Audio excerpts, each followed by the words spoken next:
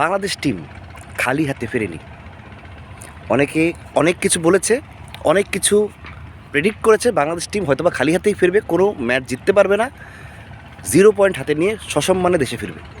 কিন্তু Bangladesh team champion হওয়ার জন্য গিয়েছিল, তারা কথা রেখেছে। Having said that, Bangladesh team 1 point হাতে নিয়ে দেশে ফিরছে।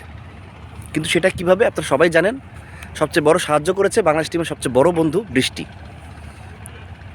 হ্যাভিং সেড দ্যাট, বৃষ্টি বাংলাদেশকে হেল্প করেছে, বাংলাদেশের সম্মান বাঁচিয়ে দিয়েছে। বাংলাদেশ টিম দেশে এসে সগর্বে বলতে পারবে যে আমাদের টিম খালি হাতে ফেরেনি, পয়েন্ট হাতে নিয়ে ফিরেছে। চ্যাম্পিয়ন হওয়ার স্বপ্ন নিয়ে গিয়েছিলাম, হ্যাভিং সেড দ্যাট চ্যাম্পিয়ন হতে পারিনি, কিন্তু আমরা দেশে ফিরেছি পয়েন্ট নিয়ে।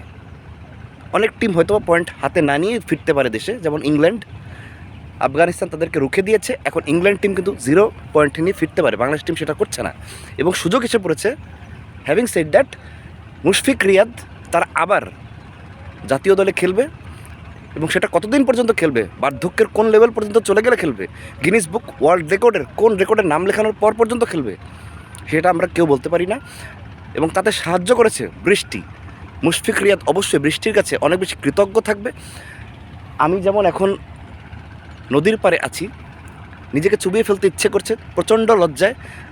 বাংলাদেশ টিম আফগানিস্তানের সাথে খেললে বিপুলভাবে পরাজিত হবে। আফগানিস্তান যেভাবে ইংল্যান্ডকে রুখে দিয়েছে, আফগানিস্তান টিমের প্লেয়াররা যেভাবে খেলেছে, ইব্রাহিম জাদরান যেভাবে 177 রান করেছে, বাংলাদেশ টিম এখন সেটা স্বপ্নেও দেখতে পারে না।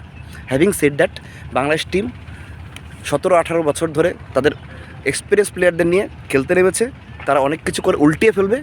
বাংলাদেশ টিম নিজে উল্টে গিয়েছে।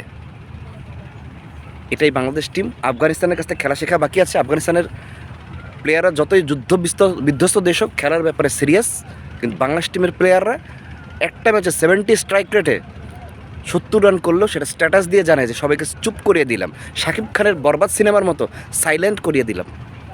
নাজমুল শান্তর কথা বলছি, আপনারা তার ফেসবুক পেজে দেখে আসবেন তার অ্যাডমিন কতটা বোকা, কতটা গাধা হলে এটা সম্ভব হতে পারে, কতটা লজ্জার মাথা খেলে এটা সম্ভব হতে পারে।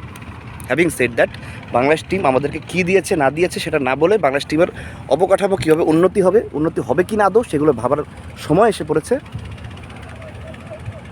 নদীর সৌন্দর্য উপভোগ করতে করতে কষ্টের কথা বলছি, কিন্তু সুখের কথা ধরে নিতে পারেন, কারণ বাংলাদেশ টিম খালি হাতে ফিরছে না।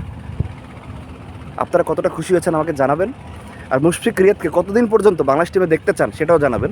এবং আপনারাই তারা যারা আবার তামিম ইকবাল দলে নেই কেন, লিটন দাস দলে নেই কেন, সেটা নিয়ে তোড়জোড় শুরু করে দেন।